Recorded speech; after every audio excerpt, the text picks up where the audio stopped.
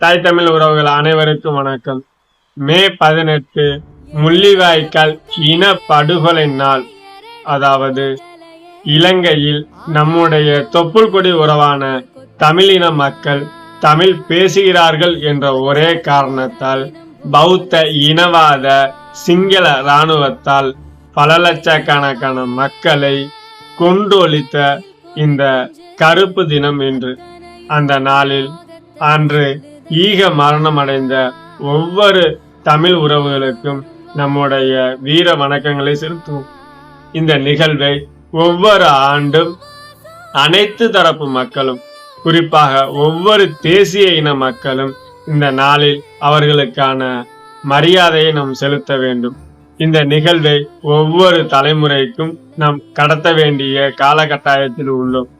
குறிப்பாக இன்றைய காலகட்டத்தில், இன்றைய தலைமுறையில் இந்த நிகழ்வு நடைபெற்றதா என்பது பல்லாயிரக்கணக்கான மக்களுக்கு கேள்விக்குறியாக இருக்கிறது.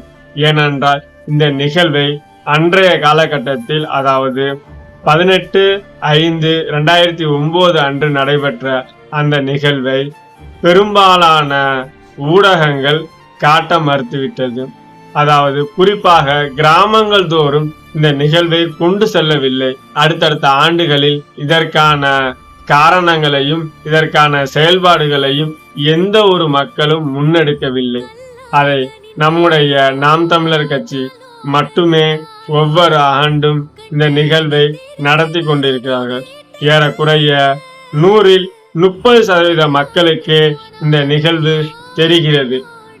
ஏறக்குறைய 70% மக்களுக்கு இந்த நிகழ்வை பற்றியான தகவல்கள் எதுவும் தெரியவில்லை. ஏனென்றால் நாம் அறியாமையிலே இன்றும் இருக்கிறோம் என்பதுதான் உண்மை. நம்முடைய சக மக்களை கொன்றொழித்த இந்த நாளை ஒவ்வொரு தலைமுறைக்கும் ஒவ்வொரு மக்களுக்கும் எடுத்து சொல்வோம். அவர்களுக்கான நீதியை பெற்றுத்தர நாமும் இணைந்து போராடுவோம். நன்றி, வணக்கம்.